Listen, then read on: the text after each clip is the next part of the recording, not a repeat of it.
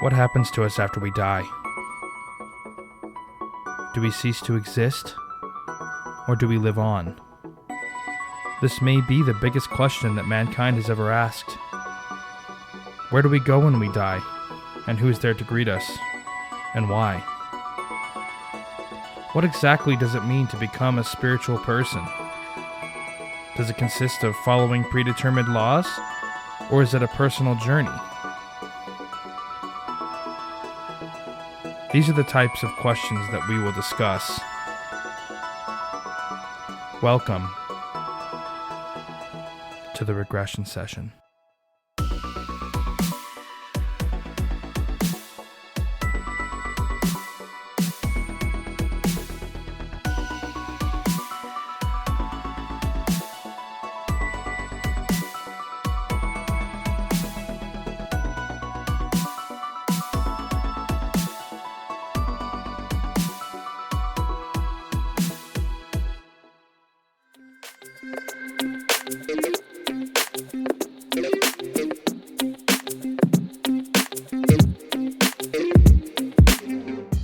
My name is Ian, and welcome back to the Regression Session.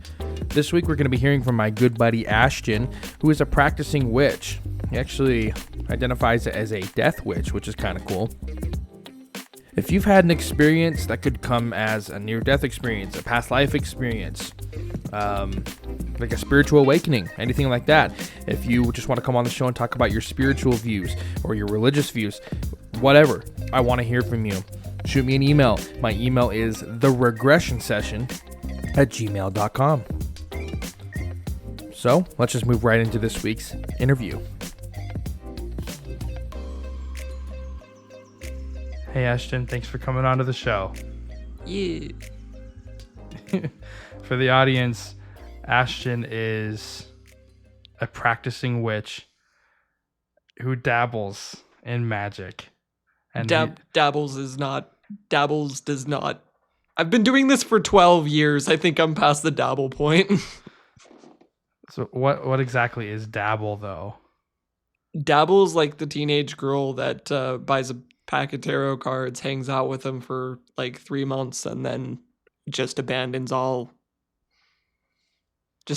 whole concept. That's dabbling in witchcraft. Would it be like if I went out and bought like a Ouija board and just kind of messed around with it for a minute and then just never touched it again? Yeah, that's dabbling. Or if you like read one single book regarding witchcraft and like did 2 spells, that's dabbling in witchcraft. So Ashton is an advanced dabbler. That sounds like I should be like some kind of painter. I've known Ashton. We're friends, and I'd like to thank you for coming on the show. I'm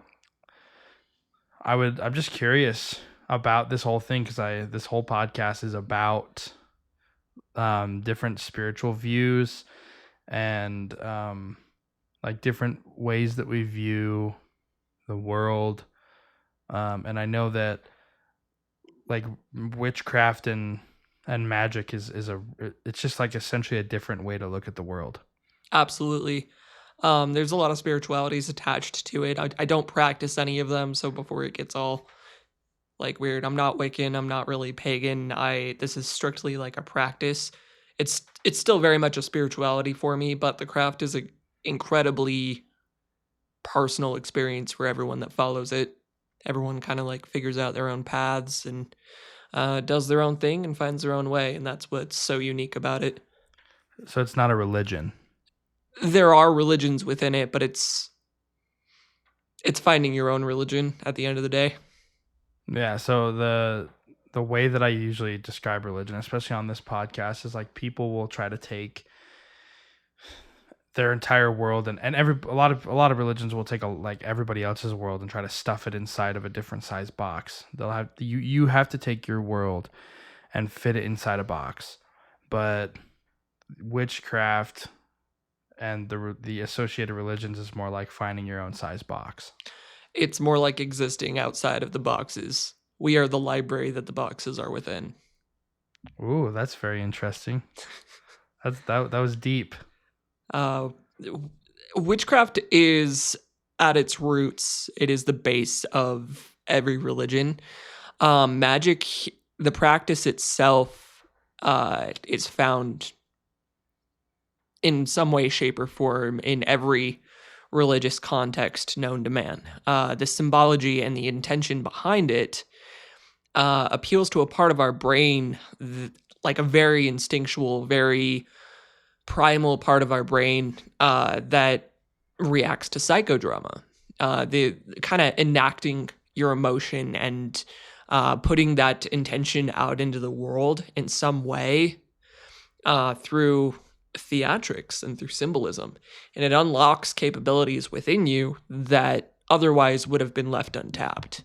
Does that? Yes, that makes sense to me. Okay. Do you, just kind of rewinding just a little bit, do you have any examples that you know of off the top of your head where this kind of stuff, like if you knew both sides of the story, you could see the comparison in one religion of like, this is clearly practiced in witchcraft, and you can see a direct representation of this in X religion? Catholicism, actually.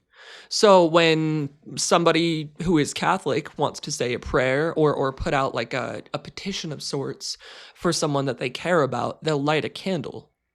And they'll put it out with a little snuffer. It's symbolic. It's an actual taking physical action to represent a desire of some kind. Now, given that this is done within a context of a Christian religion, but it's still the same idea. Because when I light a candle for good luck or prosperity or, just to lift my mood, I'm not necessarily asking for God's help. I'm just like, I'm unlocking that part of my brain. So you're asking yourself for help? Or the universe, depending on my mood. Gotcha. So it's not like you're not asking an authority figure for help. You're more just like allowing help to come in, maybe? Or like removing blockages that may interfere. Yeah, so maybe, like clearing, I understand what you're saying. Spell work and like witchcraft itself, it's kind of a way to simplify the path between yourself and what you're trying to accomplish. Kind of expedites the process. Okay, I got you there. So, tell me a little bit about like how you ended up getting into this. Have you always believed in witchcraft and magic and things like that? I think I've always believed in it in some way, shape, or form. But I was raised LDS, as you know, as a person. But as a kid, I was very drawn to the world around me, to nature. I collected crystals even before I knew that they could be used for anything. And I still carried them around because I felt like they helped keep me calm. As an adult, I realize now I carried around a rose quartz and an amethyst, which are like kind of the bro, you gotta chill kind of rocks. But I've always been drawn to it. As a kid, I came from a pretty shitty household. Pardon the French there. But I used magic unintentionally at first to help me get out of my situation. There was a river that I would walk past every single day on my way to school, and I would throw a rock in there, and I would ask for, like, get me out of this thing right now. It took a while, but the symbolism of the action that I was taking kind of paved the path that I would use to eventually escape my scenario. When I was about 13, I was removed from the home, which, that's a good thing, I promise. But I was still in a very, very toxic situation, and I wanted to get back at my abuser, so to speak. So I looked at different ways that I could do so. Now, with the person in question being 6'6" and 400 pounds, not a whole lot of competition with with a 13-year-old, right? Yeah. So I found myself drawn to cursing, and I wrote a curse for essentially 3 nights of. It's called 3 Nights of Hell, and the whole point of the curse is to essentially release horrible nightmares on someone, and keep them from sleeping for 3 days to really unfold the severity of their actions upon them. And the only reason that I know that it worked is I was still talking to one of my parents at the time who was still with my abuser, and that parent confided in me when they weren't supposed to, that the other parent was having problems sleeping and was sweating and screaming, and oh yeah, it felt good. So it actually worked? It actually worked. And that's from that point on, I was absolutely like, this is my or this is my thing. And this is for me. After that, I kind of looked into Wicca, which is typically what people associate with witchcraft. It's very heteronormative, and incredibly transphobic when you get to the nitty gritty of it. Plus, there's a lot of gods and deities. There's a god and a goddess, and everything's like dual and dynamic, and it's very ritualistic, and it's a religion. But after kind of learning and following that path for a while, I branched off and I started doing my own thing. So I've done research into everything from Buddhism to Satanism, ceremonial magic, chaos magic, crystals, tarot. I can tell you what herbs to help you with a cold. Like I said, it's been about 12 years. Gotcha. Yeah, that's cool. So you're very knowledgeable, but you're almost like more like general magic practice versus one discipline. Actually, yes. I do have a particular, I'm going to call it a skill set.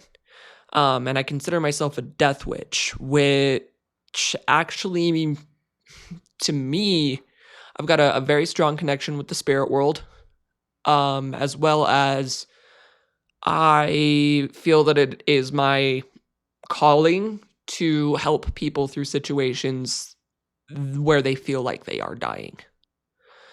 Super traumatic events, kind of your life has been turned upside down. I help people walk through that with my practice and with my craft, and I offer solace to people who are experiencing a living death. So people that not necessarily, you're not walking them, like for example, like Nobody Dies Alone, like that kind of a thing where you're walking people through the process of death itself, but like helping them out back into life. Does that question make sense? You're not helping people die, you're helping people live. Yes. Again? Okay. Yes. Just to clarify.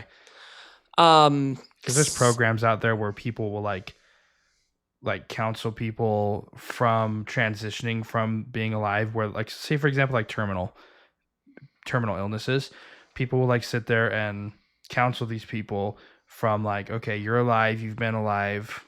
They help them through the whatever stages of grief, and then eventually come to acceptance with the fact they're going to die, and then they'll actually sit with them while they're dying.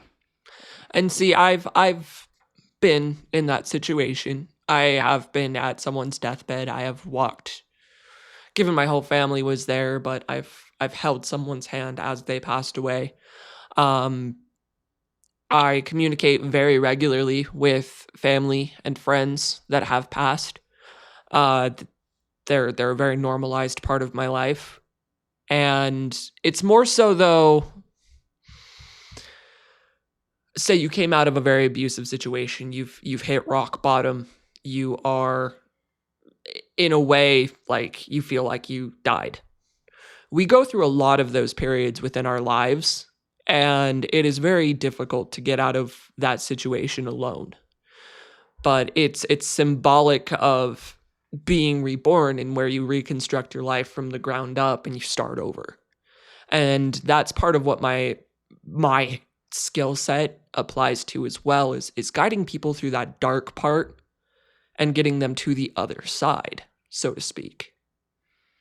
Gotcha. And does that just come from like experience navigating those difficult situations yourself, or is it like a natural calling, do you think?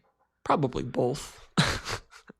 I've been in a lot of those situations, but also I was able to get out of them, and I was able to trust my intuition and my gut, and it got me out. So probably both. My coven is called the Before Dawn Coven, because we all kind of have that knack. We guide you through that part where you feel like you've lost everything, and we want to help people rebuild after they've, air quote, died. So tell me a little bit about covens in general. Like explain that whole concept. It's because in every religion, right? Because for lack of a better term, we can call witchcraft a religion. Yeah, that's right? fair. So if we refer to witchcraft as a religion, you claim to be outside of the outside of the different religions that are supposed to be outside of religion. So you're like extra outside, but you still have similarities where you still have a congregation, right? Your congregation would be the coven. So tell me a little bit about that whole concept, and what is a coven for? What does it do? What's the purpose? So there are different kinds, especially if you really get into the pagan aspects, because there are people who follow deities, there are people who follow specific traditions, there are groups that they will initiate you. When I say coven, I mean like 3 people who share spells like recipes. Okay. It Gotcha. sounds like a whole congregation. It's not. It's like we haven't even really been able to hang out yet as a group, but we share information.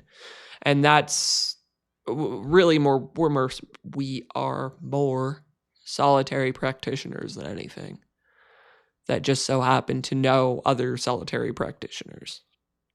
So a coven is more like a club. Yeah, it's like a book club or like a bunch of people just, again, like sharing recipes. That's the only way I can explain it. We don't even all follow the same practice. Like, again, I don't worship anything. I don't. It's not for me. I don't summon any deities. I'm not working with Artemis and Ceranos and whoever the hell have you.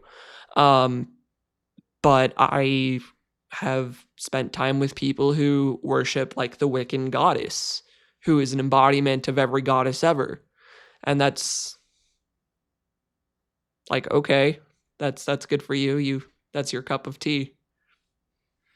So are there some covens that are like really big and almost like an organized religion where they're pretty big and they like you were saying, they do follow like a creed or... Yeah, there's tons of them. I just don't know where they are because I live in...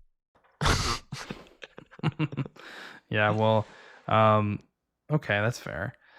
Have you heard of like any massive ones? Like, what's the biggest coven you've ever heard of?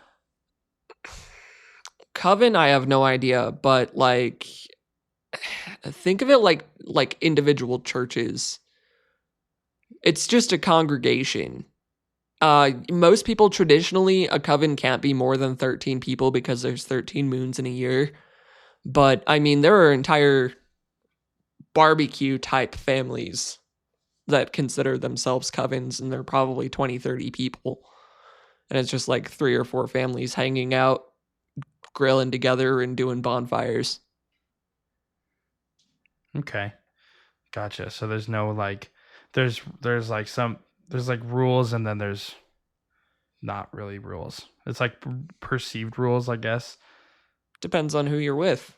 Again, it's an incredibly personal experience. You can't sort witchcraft into boxes, really, because all religions practice it in some way, shape, or form. They all depend on that psychodramatic release to help put people in positions where they can take power for themselves. It's just sometimes they rely on higher figures. And essentially we just took the practices themselves because we saw the power within the practices and we're applying them to our lives. Sometimes with a religion to pair it to, sometimes without. So how long have the practices of witchcraft actually been around? Or are you even able to track that back? There's always been some kind of magic. When people, like Paleolithic people, were hunting and gathering, they would often act out the process of tracking prey and hunting them down and bringing them home. And that was a form of what's called sympathetic magic, where you act out whatever your desire is in a symbolic way to enable you and enable your group further to be able to accomplish that thing. But also it's everything from like wearing your lucky socks to stirring your coffee a certain way. You can place a symbolic meaning into anything and everything that you do. And that is exactly what magic is. So is there any like spell book that you have to follow certain spell rules, or it's literally just anything that you attach a meaning to? There's correspondences, but I mean, we already see them throughout our lives constantly. Green is technically, not technically, green is good for growth, for financial gain, for luck. Blue is the color that we associate with calmness and with serenity and cleansing. Red is typically angry and fiery and protective, and it tells us to stop and take a look at a situation. Every color has a meaning, and we already use them. Same goes for like crystals. Certain crystals might have certain associations with them, like labradorite being like an energy battery, or quartz being kind of a multi-purpose tool. Amethyst being very soothing, very calming, but also opening up your third eye and helping you with divination. There are recommendations, but there are no rules unless you follow a religion with it. Wiccans tend to say there's a Wiccan read, and basically it means don't harm anything or anyone, including yourself. But aside from that, do whatever the hell you want.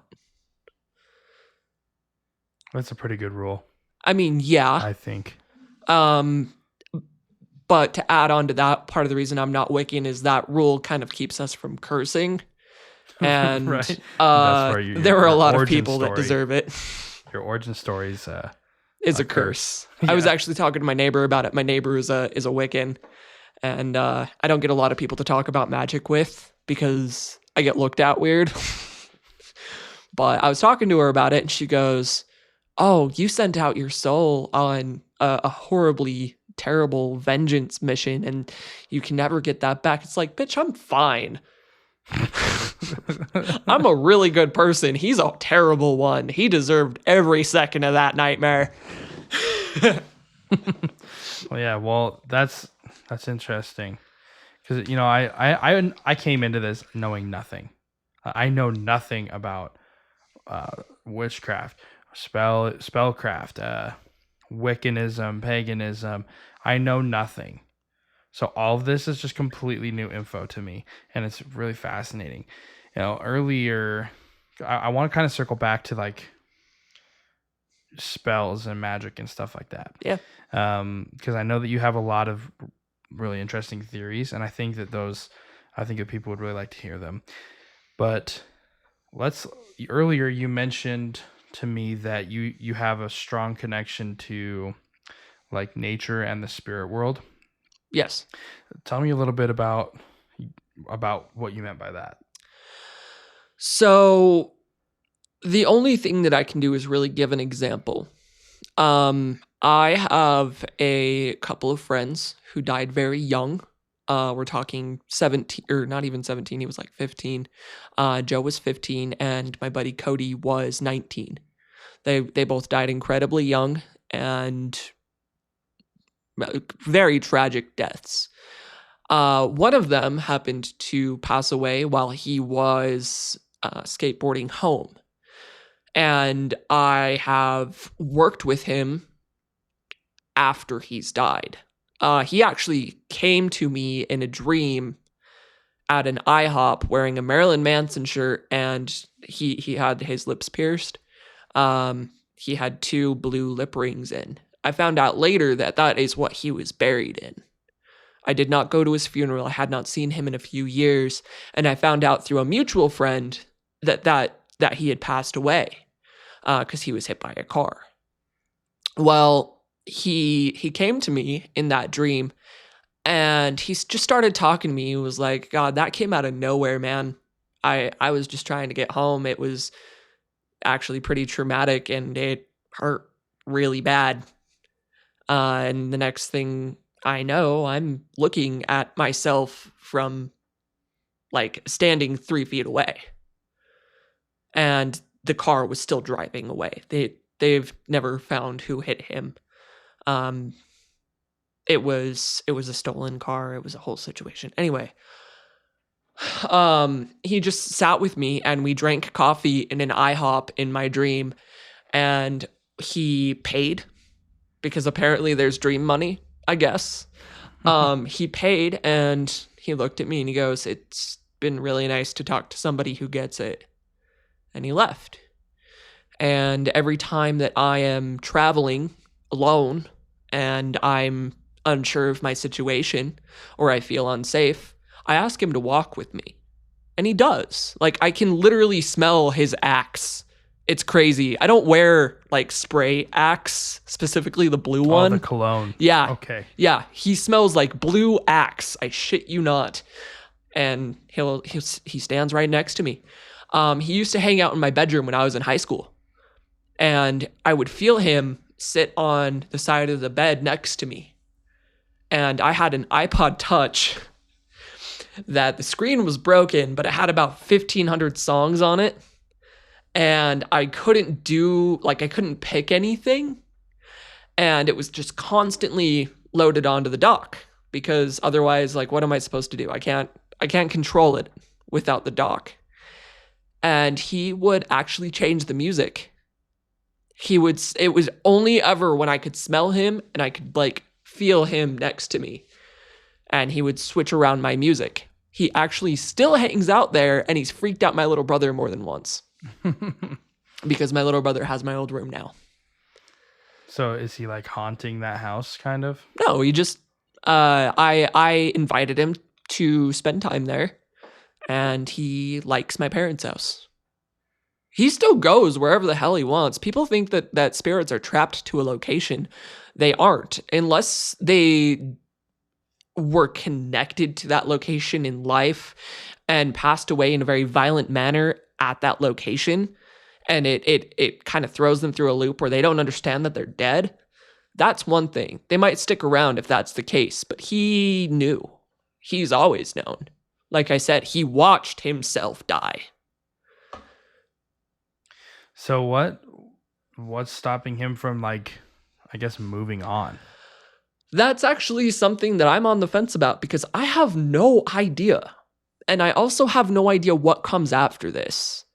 Because I have a feeling that we hang out and we like keep an eye on things. I also think that maybe the memory of somebody preserves keeps their spirit intact for a while.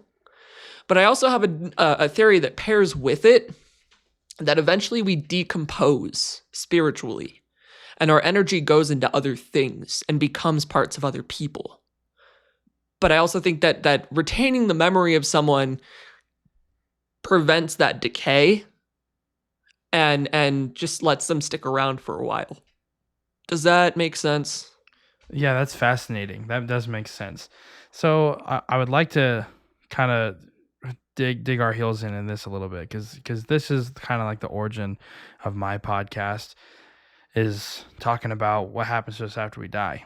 So, it's really interesting that you think, or that you have this theory where essentially like a spiritual decomposition theory, where people will just kind of like their spirits will, or their souls will kind of break apart and maybe get thrown together in a new soul. So a new soul is creating new memories, but also retains memories that from past lives that you didn't necessarily live. So you still lived it, but it was only a part of what you've experienced. Part of that theory is higher vibration energy, so more positive energy. It will conglomerate in more positive lifetimes, and essentially become a better person, whereas negative energy is going to conglomerate together in a negative lifetime, so to speak. I have no way of proving this theory. It's evolved throughout the last few years, but essentially, like, the better of a person you are, the better the next life is going to be, if that's what actually happens. And I mean, breaking apart, you can have spiritual memories of past lives. I completely buy into the validity of past life experiences. I feel like we are made up of other past lives as well, that maybe have all lived at the same time, which is why we all have, like, there could be like 6 Marilyn Monroes for all we know, you know? It's interesting that you say that Marilyn Monroe thing. I recently just did a past life regression with someone who had they never actually said Marilyn Monroe or talked about her, but it was like they were talking about how they knew that they were a famous actress. They knew that they had to live their life like being in a facade, or like an act, essentially. And the only thing we were able to see was a daydream of that life. And in the daydream, they were just in like away from everything, like deep in a forest, in a shack with like a bed and a sink and like a mirror. There's like a dirt floor cabin. And on the wall, there was a calendar that said 1962. It was June or August 1962. And that's actually when Marilyn Monroe had died. So there was a lot of different clues to that. So I kept getting the feeling that maybe it was Marilyn Monroe, but there's a million people out there Exactly. that are like, oh, I was Marilyn Monroe. So your theory, actually, I really like your theory. I don't necessarily buy into it yet, because I haven't seen any evidence, and traditionally I'm a science guy. Yeah, and I'm kind of the same way. It's like, I could be completely wrong, and if I'm told that and I'm proven that, I will totally change that opinion. This is just from what I see and from what I've learned. Yeah, I've never heard anybody talk about that, and it's really interesting because it's just nature, right? Everything decomposes and everything goes back into the environment. Exactly. The circle of life. And right? energy cannot be created nor destroyed. It is simply transferred. Right. And that's it, like, it just blows my mind, that whole theory that like we could be essentially like what do you call it? It's like the word I'm looking for is like where you cut pieces out of a magazine and then we are collages. Yeah, like people. a collage of other people. Exactly. And that's where all these past lives are coming from. So technically you did live past life. So like a lot of people, for example, say they remember being the most famous Egyptian queen.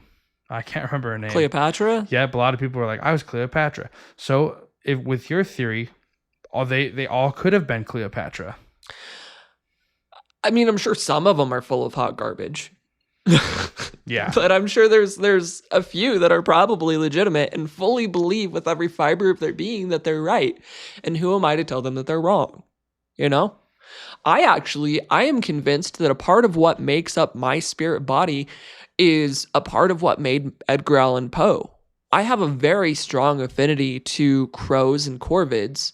I am actually convinced that I'm going to die at 40. I have no idea why. I feel it in my bones for some reason. I've always been connected to the way that he writes and the way that he speaks, and it's like it's like a part of me is looking in a mirror, but most of me isn't. And again, I don't know if I'm right, but it would be kind of cool. Well, how would you prove it? You can't. And that's the biggest problem that like science has with this whole concept. Exactly. A couple episodes ago, I talked about how there's a huge ethical question with past life regressions. Like there's actual accredited medical organizations that condemn it as a practice because they say that there's no proof of past lives, reincarnation, past life memories, so on and so forth. And so they think that what people are doing when they're doing these past life regressions is creating delusions or creating false memories in people.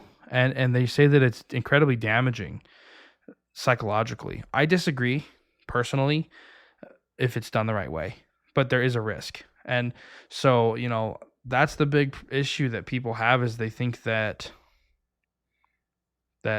these hypnotists are just implanting memories. And I mean, I'm sure there are some quacks that are. Yeah, absolutely there are. Yeah, I'm fact. With anything, with any kind of practice or profession, there's always going to be the guy that is the reason the rule exists. There's always going to be that one person that ruins it for everyone else. Ed and Lorraine Warren for ghost hunters. That's a big one. I have a problem with the Warrens. That's just me. Whoa. Let's rewind. Let's pause here for a second. What's your beef with Ed and Lorraine Warren? They have several Hollywood blockbuster horror movies that are based off of them. Anytime any kind of spiritual experience happens and torments a family, Ed and Lorraine Warren would swoop in, take all the credit, and usually make the situation worse. If you look into the story behind like the not the Amityville house, the other one, the British one. The one that is in the second Conjuring movie. There's a true story behind that, obviously. Yeah, I've done a lot of research into this kind of Enfield. stuff.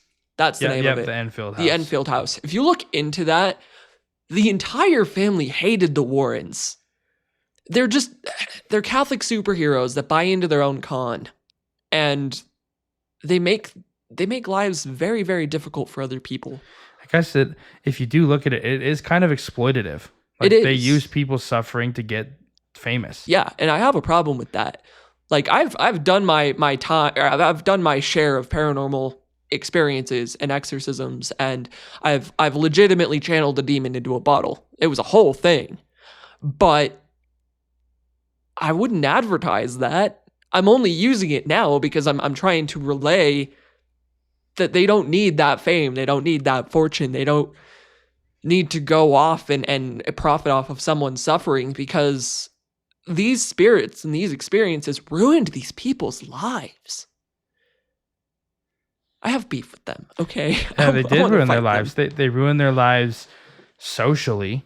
Yeah. For one thing. Like, they were like, oh, those are the freaks that got haunted. Yeah. Right. And they ruined their lives at the home because they just made the whatever was in there mad. Yeah, you piss it off. And who does it have to take out its frustrations on? The family that lives there. While Ed and Lorraine Warren just kind of peace out. Yeah. I have. Having said that, I love the Conjuring movies. I think they're cool. They're high quality entertainment. They are. The real people give me. They make me want to drop kick babies. Wow. I would never hurt children, for the record. You know that, but people might not know that. Yeah. I don't know. I never thought about it. Like, I kind of have moved on from like the whole ghost conversation. and stuff like that. But it is kind of a part of this conversation of like spirituality and what happens to you after you die too. It has to be.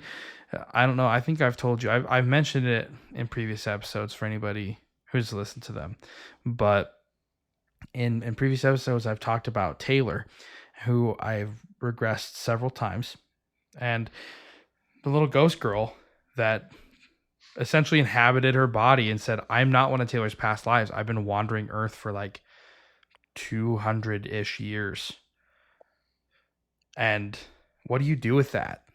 You know what I mean? Like in the middle of a past life regression that's supposed to be someone remembering their own past lives, they literally are like, "I'm not a past life.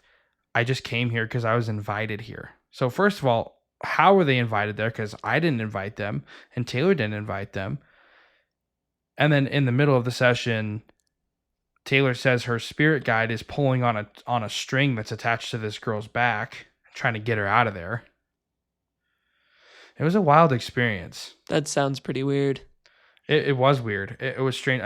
That's the only time it's ever happened. And I hope it doesn't happen again. But it was really weird because she said that she didn't want to leave us. She said she didn't want to leave. She wanted to stay in Taylor's body because she was scared to go back out there, because she said that there's a lot of people just wandering in a haze. Yeah. And they just kind of like bump into each other and then just kind of like look at each other for a second and they're like, "Oh," and then just keep on walking. But then there's things that are conscious that like to chase other conscious things. If that's legit, that wouldn't surprise me, but that's also terrifying to think about. I know. And that's why I was like, okay, you need to go. And I said, try to find some kind of a spirit guide. Because she told me that she was looking for a mountain. She said that she'd been wandering and all she could think about was she was looking for a mountain. And she hadn't been able to find it. And I was like, is a mountain like maybe like a symbolism for something? Like, because I told her to try to find a spirit guide. And she was like, "A spirit guide, huh? Well, we didn't even have that as a concept back when I was alive. So I never even thought to look for one." And I said, "I'm sure if you ask someone for help, you could find some help, but you can't stay with Taylor or me or in this house. You can't stay here. You've got to go. But try to find someone to help you." I wonder if I could. Completely like unrelated, but you and I should have a separate conversation about that, because I'm wondering if maybe I could find this girl, detach her from whatever's holding her back, and kind of lead her to the other end of whatever she's trying to find. I've never heard of a mountain before. I've never had any of my ghost buddy. I call them my ghosts because that's essentially what they are. But I've never had any of my ghosts talk about anything like that. But then again, none of them have been dead that long. Yeah, so here's what happened to her. And I haven't talked about this because it's really, I seriously was like really upset about it. It really affected me, because she said that she was just living her life. She was 11 years old about when she died, and she was sleeping in her house one night, and her dad climbed up.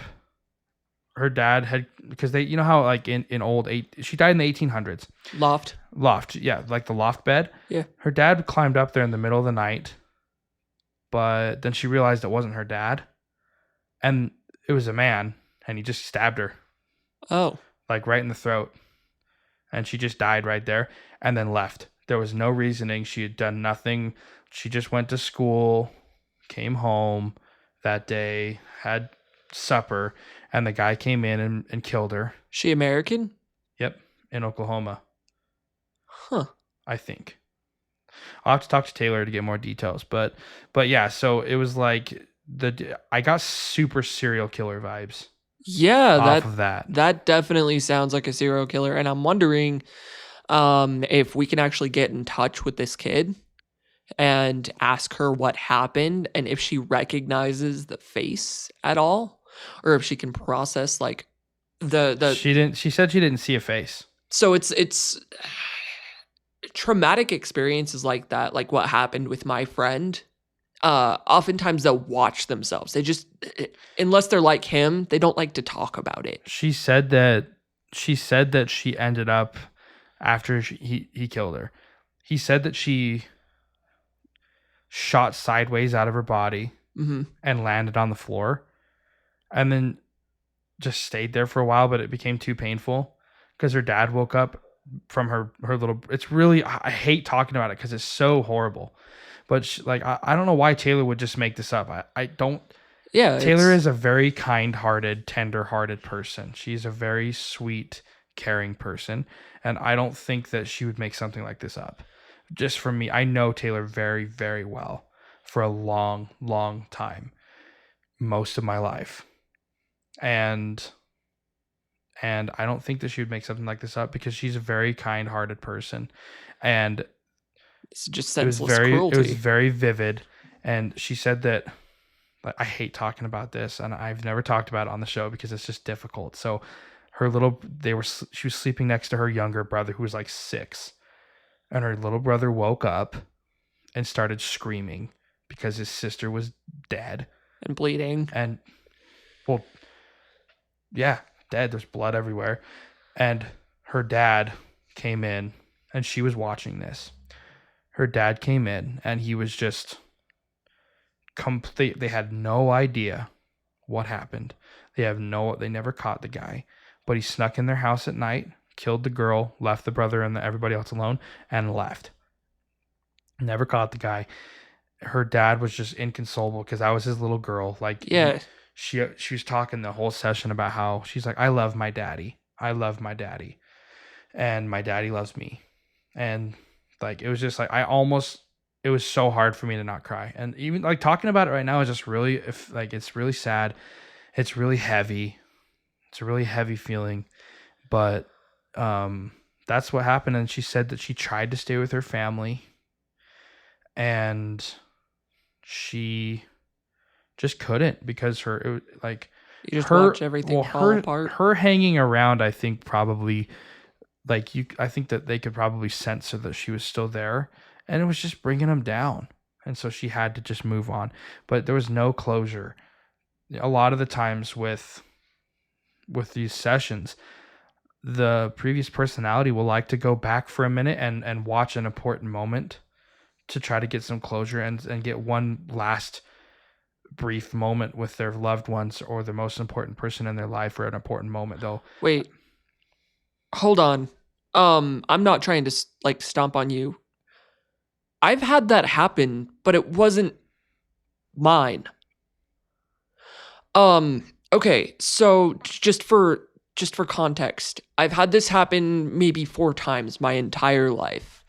But I have been in situations where specifically the one that's coming to my head is I was on a car ride from a camping trip in Wyoming with my ex-girlfriend, and the canyon that we were driving through, I mean, it's the only road. It's a canyon road. It's the only way to get from point A to point B. And there was a huge car accident. Somebody rolled off the canyon, they were spraying the blood off the freaking asphalt kind of car accident. So traffic was held up for about 2 hours. And when the ex and I drove past the location, I got a very, very vivid experience of watching a brunette woman in a white dress with a red waist ribbon walking down the aisle of a burgundy and pink wedding. And I remember just feeling like, oh my God, this is the greatest moment of my life. She's so beautiful. I'm going to spend the rest of my life with this woman. And it snapped and it flipped and it turned into, I'm holding hands with this girl. She has our wedding colors on her nails, with the glittery, French tip designs. I could even draw it out to this day. We're holding hands over the console of a car and we're listening to Red Hot Chili Peppers and we crash. And I don't remember anything after that. So I legitimately have had this happen with 4 different spirits my whole life, one of which is actually one of the spirits that haunts a historical location near us. The train station. I've watched, I've hugged a small child in my arms, giving her a piece of candy out of my pocket and said, "Bye, sweetheart, I'll see you for dinner." And then I'm like walking along the what's it called?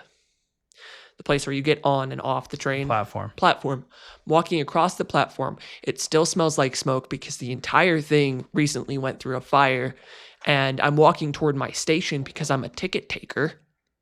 And I hear a creak, the wind blows, and I watch a clock tower right here, and then nothing. Wow. So that's weird. And I've talked to some other I call them practitioners. Fair. I call them practitioners of past life regression. I've talked to some other past life regression practitioners, and I have never, to be fair, I haven't talked to that many. I would like to. So if you're a past life practitioner, please reach out to me. I want to talk to you about this. But it makes me wonder if I have my own theory. Okay. I have what I call the 4-party regression theory, where essentially there's 4 parties present. Not all of them. I don't think that all of them do this. Okay. But I think that sometimes there's some kind of an energy link between, like, either the person that's doing the regressions has a unique energy, or there's a conduit of energy that's created of some kind, or something like that that draws in these people, and they're visitors. So the 4-party regression theory is that there's 4 parties present sometimes, and that's the practitioner, the patient or the subject, the spirit guide, because every time this has happened, there's been a guide. Yes. And then the 4th is what I call the visitor, and that's what that little girl would be, is the visitor. And I think that my brother had one of these visitors. His name was Breck Stevens, because every time, I think Taylor had 2 of them. I think she had a World War II soldier and then the little girl, right? The World War II soldier asked me if he could go back and say goodbye to his family. And he did, and I let him stay there for a minute and say goodbye to his family and hug his wife and kiss his boy. And then I said, okay, well, it's time to bring Taylor back. And then with my brother, he wanted to go back and watch his little girl play on a toy set that he saved a lot of money to buy. And he sat there, and then he literally was like, well, time to man up. Might as well move on. And he moved on. So this little girl, she didn't actually have a moment to get any closure because she was so young. Her life was so short, and she was just thrown onto the floor, and then she just started wandering. Yeah, it's incredibly traumatic with that kind of situation, because you're ripped from your existence. You don't know. And it's kind of fascinating that she remembers, and especially at such a young age, it's kind of fascinating that she remembers what happened, and she can explain to you or to practitioners, like you or like myself, the situation in which she died. But having wandered around for like 200 years, that's a lot of time. That's time that you and I can't even really process, because we are alive. And so the theory that she's existed on this planet for, theoretically 211 years, and most of that she's just wandering. I wonder how many people are also in that situation. That she told me that they are everywhere. Like, you can't walk anywhere without running into, like for example, like the road. She said that anywhere you go, the roads are completely filled with people, just constantly. And she even used the word ghosts. And here's another little tidbit of information. She was going through Taylor's memories too. Yeah. She was laughing at cars. She thought cars were hilarious. Yeah, people, these spirits will sift through it, because this is the closest thing to life that they get. And she was laughing. She was laughing at cars because she thought that it was just so funny that people drive around in boxes. on wheels. That's And adorable. I know, she was so cute. I really wish that there was a way that I could have helped her, but she was laughing at cars and she thought it was awesome that we could fly in planes. And she's like, she used the words, I didn't know what a movie was until now, but it's like this movie. And she referenced a movie. She's like, I learned that from Taylor's memories. How cool. It was crazy. It was creepy too. It was really creepy. Well, the thing with child spirits is they're kids and they're incredibly curious and they just want to learn about the world around them. Yeah, because I agree. that part of themselves they never got to experience. They didn't get to climb trees and scrape knees and learn, oh hey, fire hurts if you touch it. They didn't get those coming of age movies or that first kiss. So child spirits specifically, because I've dealt with a few of them, they'll go through your head, they'll sift through your memories like they're going through a library book, and they'll look at all the pictures and they'll say, that is so cool. And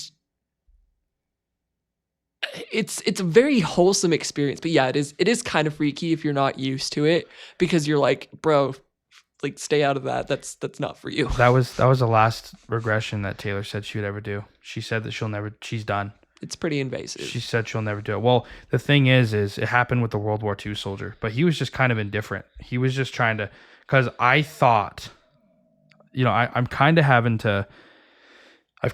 to learn to see when these visitors are there so that I can approach it a little bit differently. Mm-hmm. But I thought that the World War II soldier was one of her past lives, but he was sifting through Taylor's memories. But the thing is when these visitors were sifting through her memories, the spirit guide was right there, over their shoulder, watching them.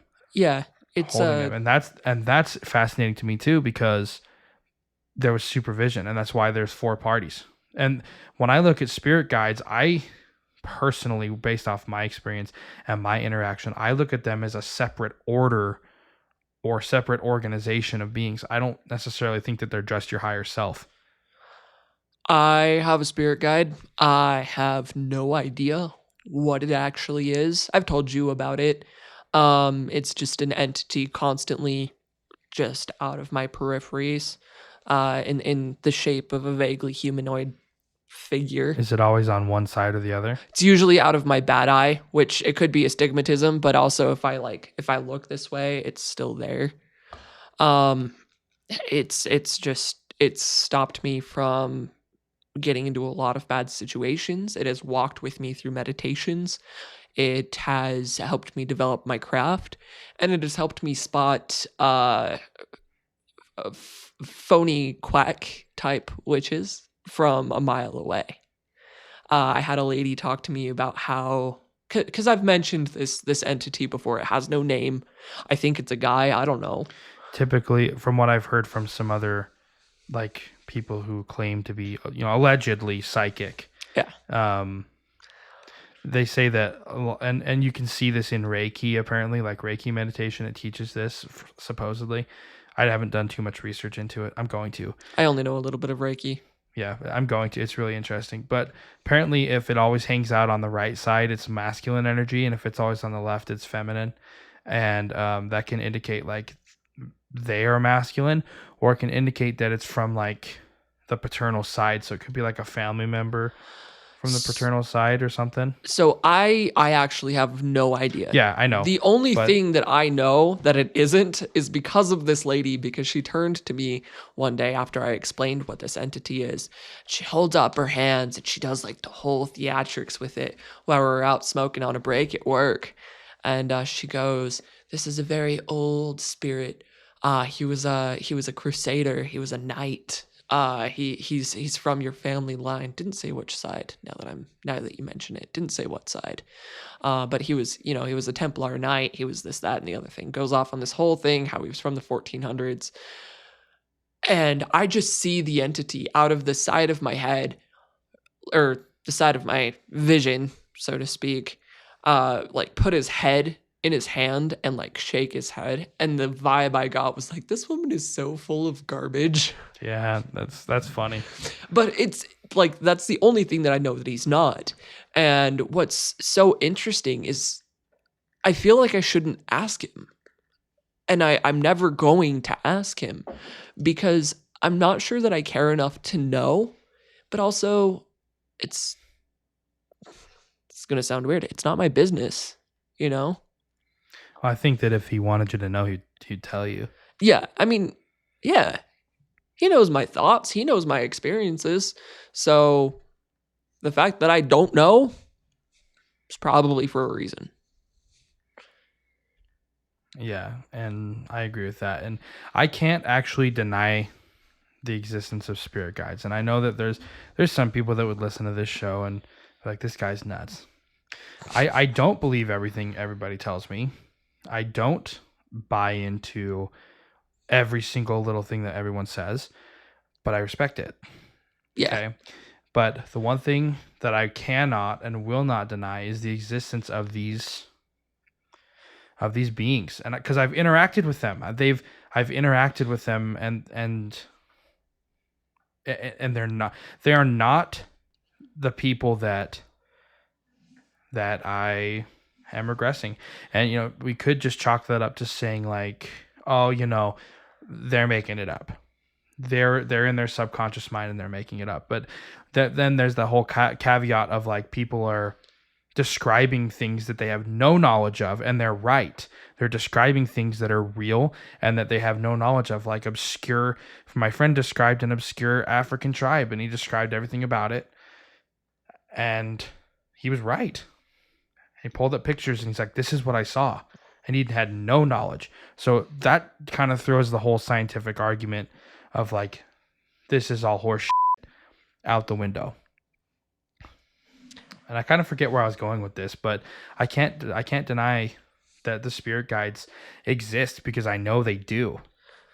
Yeah, and it's the thing about magic and about energies and about what we consider pseudoscience is they're pseudo because we can't prove them, but we also can't disprove them. So who are we to say that they don't exist?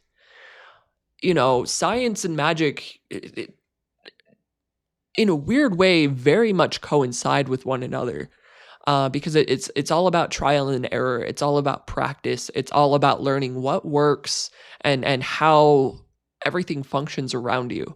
And I feel that given enough time and enough research, it is incredibly complex, but we could tap into these things and we can use them if we aren't already.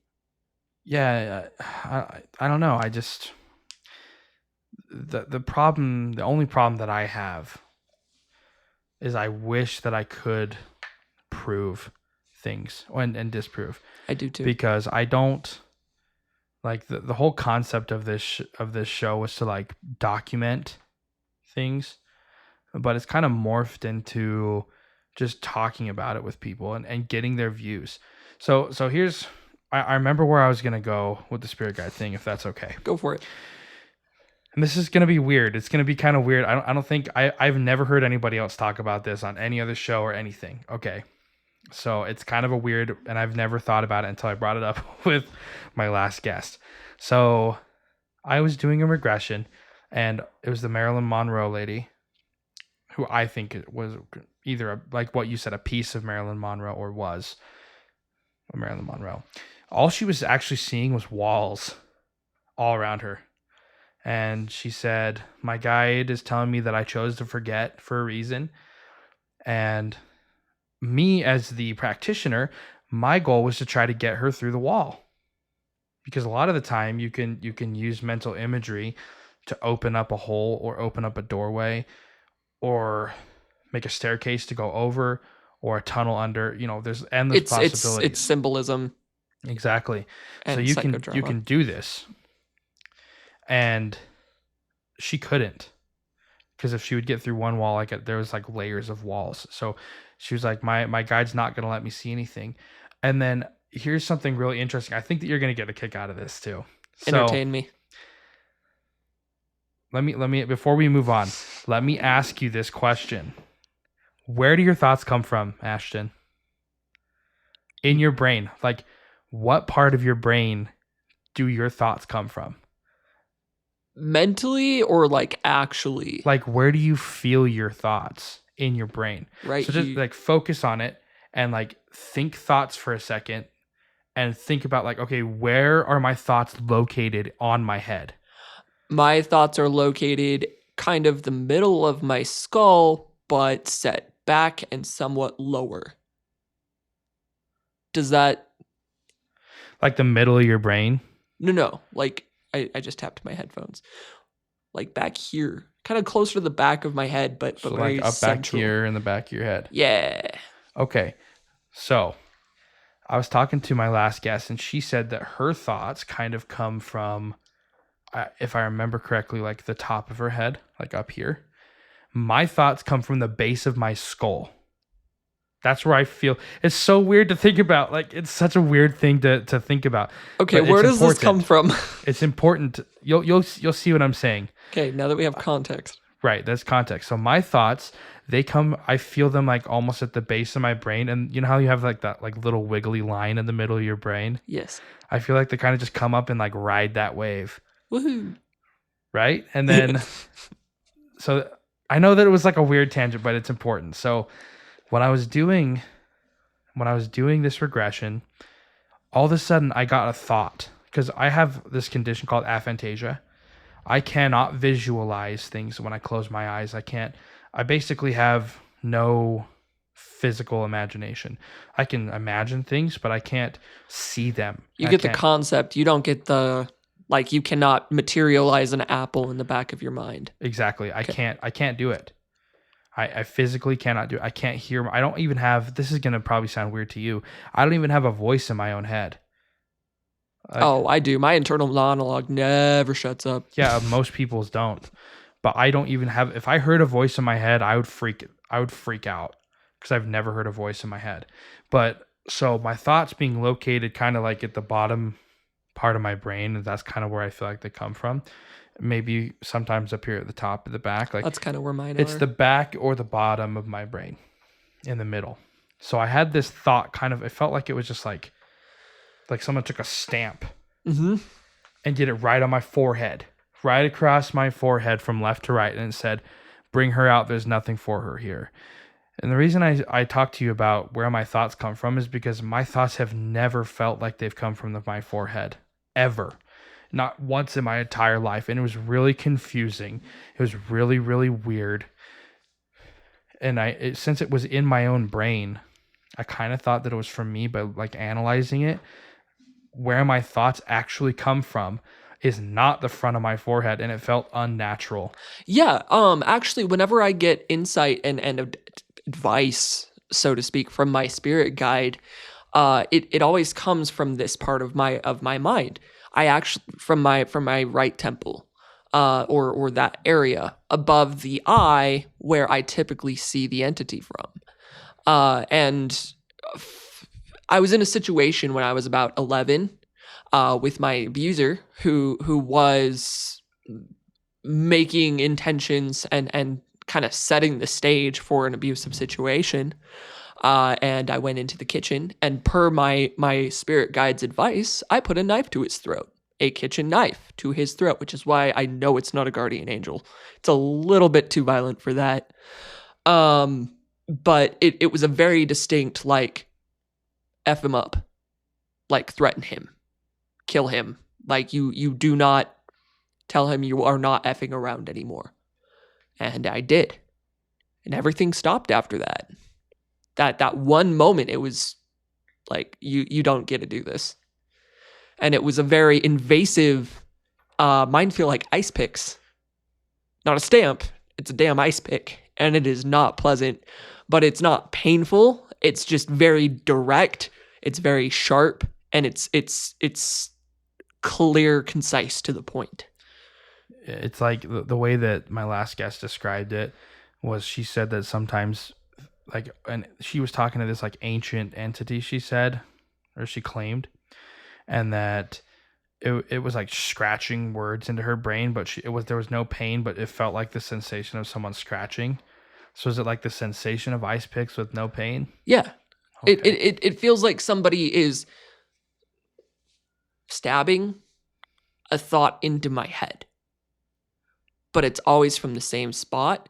And for context, I'm neurodivergent. My brain is the equivalent of that SpongeBob episode where everything's on fire in his head and they're all running around. It's like, what about my wife and children? That is the inside of my mind.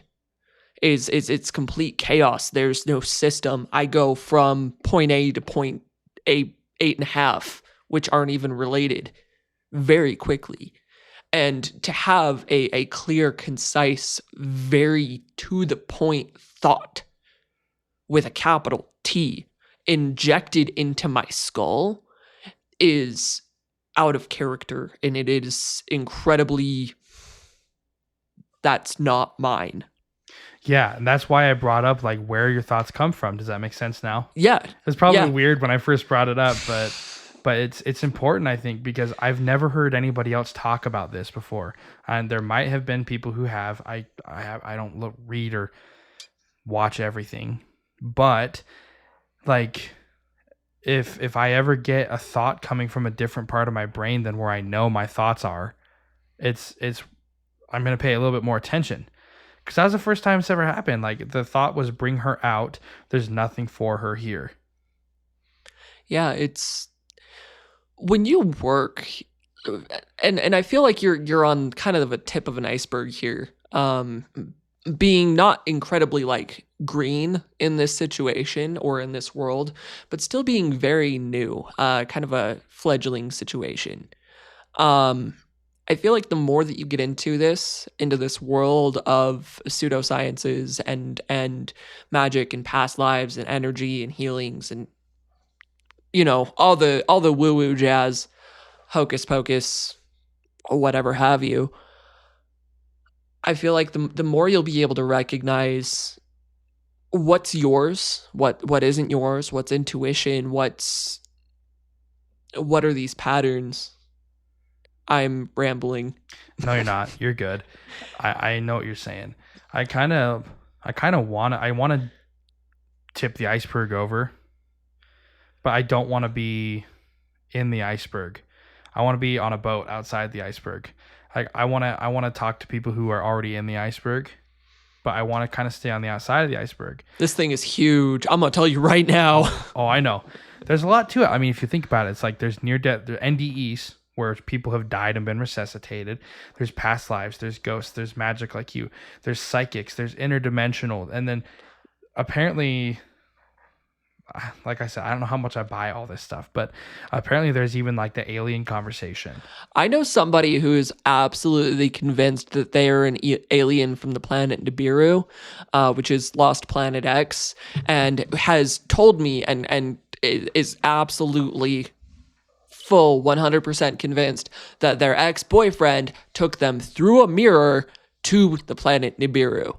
And I think that is, on one part of me says that that's total hogwash and you really need to stop the drugs. But the other part of me is like, okay, but what if that's legit? Because that would be pretty cool. I need to get this person on my show. They are on a lot of they are on a lot of psychedelics, and it very well could have been the drugs. It probably was the drugs. I don't know. I don't know because I wasn't there. I didn't see it. And who's to say that the drugs didn't unlock a part of their brain that walked them and enabled them to have this experience? I don't know. I don't know how this stuff works. Yeah, I've had this conversation on this show before about psychedelics, and I provided some resources, so everybody check those out. See if it's possible to visit the planet Nibiru by taking shrooms. In the mirror dimension, you got to take the mirrors. See if the mirror thing is legit. Awesome. Well, Ashton, is there anything else that you would like to leave my audience, or any advice you would give people if they want to start into this world or this library of religions? Yeah. take kind of some of the daily rituals that you have, making coffee, or unlocking doors, getting dressed in the morning. Take some of those daily rituals that you have and attach them to a similar spiritual or desired intention. For example, when you make your coffee in the morning, think about how you want it to wake you up, how you want it to taste good and help you enjoy your day.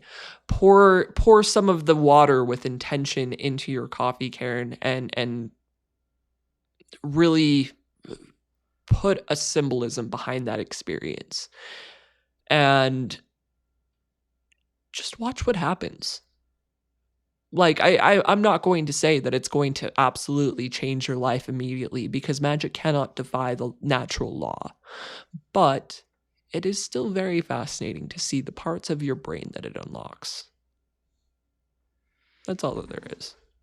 It's just fancy symbolism. That's great. Well, thank you very much for coming on to my show and talking about a little bit about your world. I'll totes do it again. Sounds good. Can't see the finger guns, but they were there.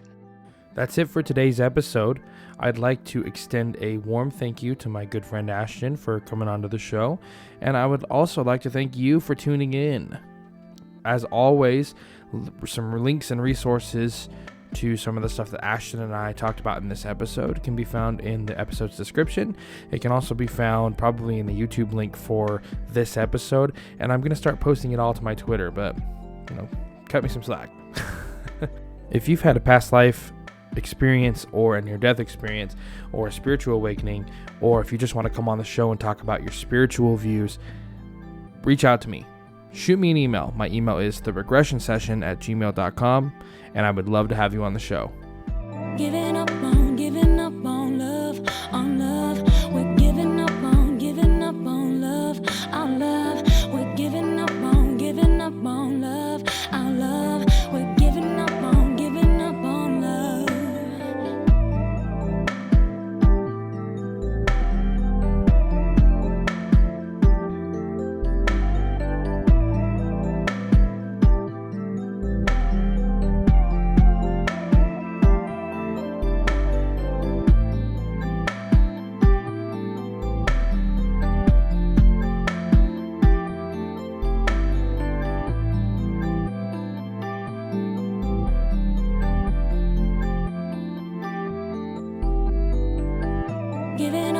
Giving up on love, on love. We're giving up on love, our love. We're giving up on love, our love.